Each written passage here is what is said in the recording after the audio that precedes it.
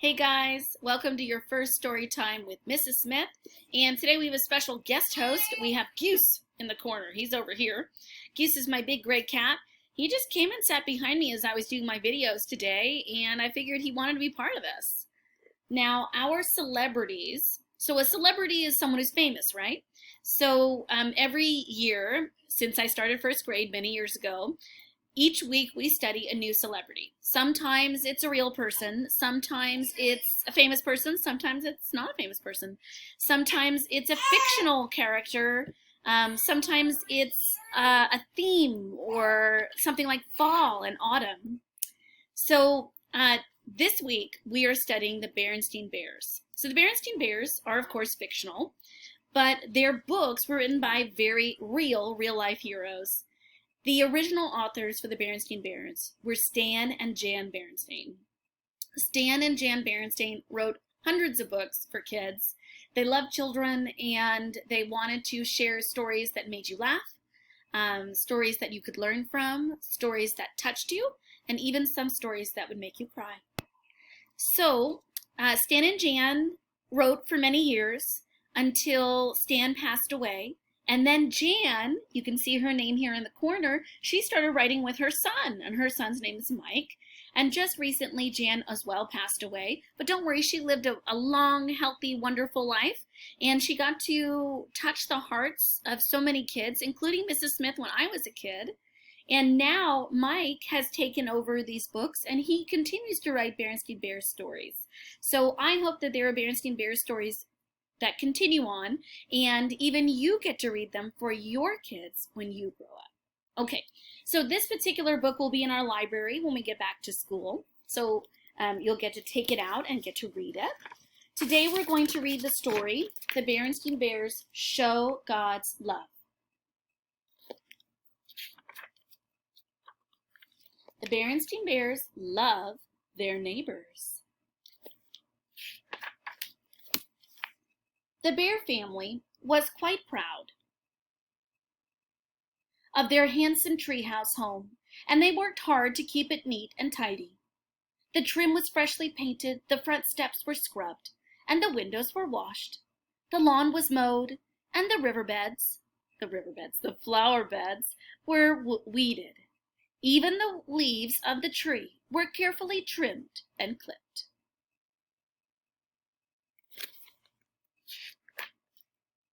Most of their neighbors took good care.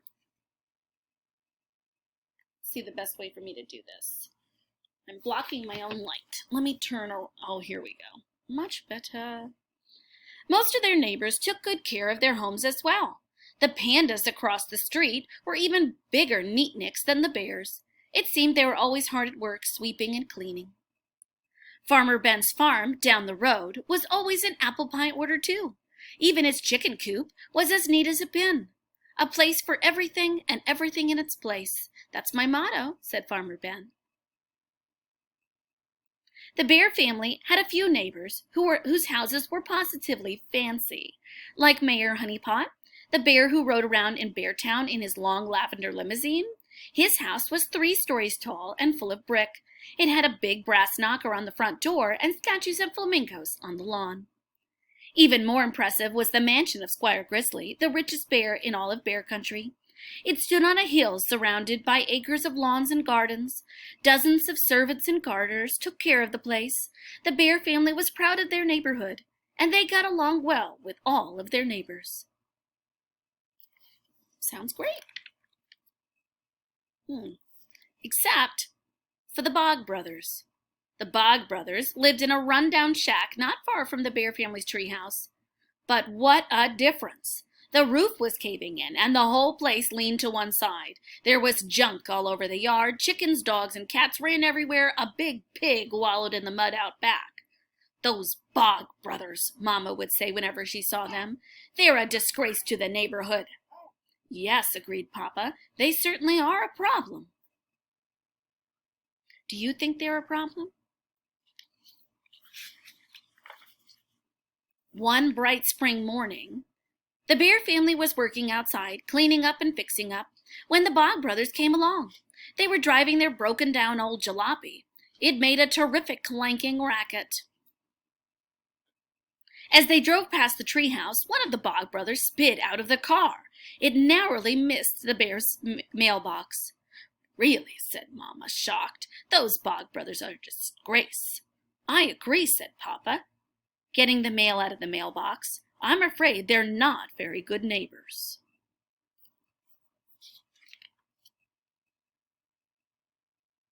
Papa looked through the mail and found a big yellow flyer rolled up. He opened it and showed it to the rest of the family.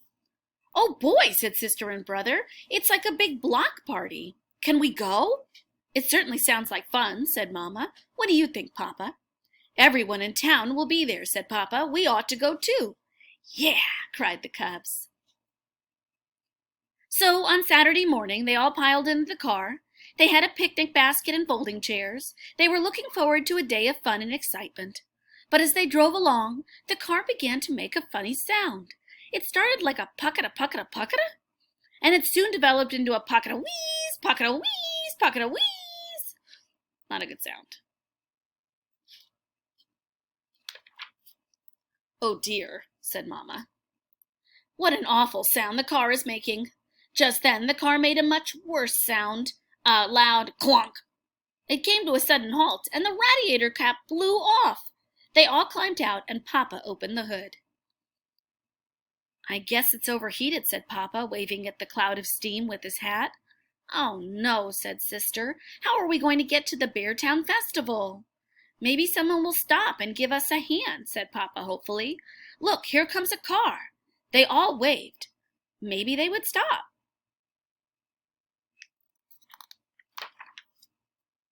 It was Mayor and Mrs. Honeypot in their long lavender limousine. They were on their way to the festival, too. Their car slowed down, but it didn't stop. The mayor leaned his head out of the window. "Sorry, we can't stop," he said. "We're late already. I'm master of ceremonies today. I've got to be there on time. I'm sure someone will stop and help you." And he pulled away with a squeal of his tires. Said Papa. "Maybe someone else will come along." Soon another car did come along. It was Squire and Lady Grizzly being driven to the festival in their big black Grizz Roys. They slowed down, too. Lady Grizzly rolled down her window. "Oh, I'm afraid we can't stop," she said. "We don't have time. I am the judge of the flower arranging contest, and we must simply hurry." And with that, they were off. "Maybe no one is going to stop," said Sister. "Maybe we're never going to get to the festival." "One of our neighbors is sure to stop and help us," said Mama. "After all, that's what neighbors are for." "Yeah," said Brother, "but do they know that?" A cloud of dust appeared down the road. "Here comes someone now," Sister said eagerly. The dust cloud grew closer, and they could hear a clackety-racket getting louder. "Uh-oh," said Papa, shading his eyes and peering down the road. "If that's who I think it is." And it was. It was the Bog brothers. They came a-clanking up the road in their old jalopy and screeched to a halt. First one, then another of the Bog brothers came climbing out. "Howdy," said the Bog brothers. "Hello there," said Papa. "I'm Lem," said the first Bog brother. "I see you're having some trouble with your vehicle." "Yes, we are," said Papa. "Maybe you could give us a hand." "Maybe we could give you a hand," said Lem. "Well, that would be very neighborly of you," said Papa. "Hey, Clem! Hey, Shem!" called Lem. "Get out the rope!" The other two Bog brothers rooted around the back of the jalopy and came up with the length of rope. They hitched it to the back bumper of the car and tied the other end to the front bumper of the bear's car. "All aboard," said Lem. The Bear family climbed hastily back in their car. The Bog brothers pulled away, towing the Bear's car behind them. Neighborly? "Where are they taking us?" asked Mama. Papa shrugged. "Well, at least we're moving," he said. Brother and Sister hoped the Bog brothers weren't taking them down to their old shack. They didn't want to meet that big pig. They soon pulled into a run-down filling station. Someone who looked like an older version of the Bog brothers came out. Hello, Uncle Zeke, said Lem. Hello, nephew, said Uncle Zeke. What can I do you for? These poor folks broke down on the road, said Lem. You reckon you could fix them up? Well, let's take a look, said Uncle Zeke. He looked under the car's hood and banged and clanged around and came up with a length of burst hose. Radiator hose, he said. Busted clean open. I could have another one of them around here somewhere. Uncle Zeke rummaged around behind the filling station and soon came back with a radiator hose. He banged and clanged under the hood for a few more minutes. There, he said, wiping his hands. Good as new. We'll top off the radiator and you folks can be on your way. Thank you very much, said Papa, relieved. He shook hands with Uncle Zeke and the Bog brothers. Thank you, said Mama, brother, sister, and Honey Bear. Honey Bear waved. How much do we owe you? Asked Papa, reaching for his wallet. Nothing, said Lem. This one's on us. After all, we're neighbors. That's right, said Mama with a gulp. We are, in fact, and how would you neighbors like to come over to our house for dinner next week? Papa, brother, and sister all stared at Mama with their mouths open. That's right neighborly of you, said Lem. Don't mind if we do. Shem's cooking has been getting a bit tiresome. Too much possum stew. We were on our way to the Beartown Festival, said Papa. Would you like to join us? Sure would, said Lem. We ain't been to a big shindig since Grandpap's 90th birthday party. So the Bear family drove to Beartown with the Bog brothers and Uncle Zeke. They were a little late, but they hadn't missed much, just Mayor Honeypot's welcoming speech. They all joined in the games, rides, and contests. When it was time for the fireworks, the Bog brothers livened things up with some music of their own. The next week, the Bog brothers came over to the Bears' treehouse for dinner. They wore their best clothes and got all spruced up for the occasion. They even brought a housewarming gift, a big pot of Shem's special possum stew. And it was delicious. So, we've learned a little bit about neighbors from this story and from Stan and Jan Berenstain. We've learned that neighbors aren't always what they seem. And being neighborly means acting neighborly, not necessarily looking it. So, I hope that each of you can be a good neighbor to the people near you. And even if that just means waving and saying hello, that is a wonderful way to be a good neighbor. See you soon. Oh, Goose says goodbye too.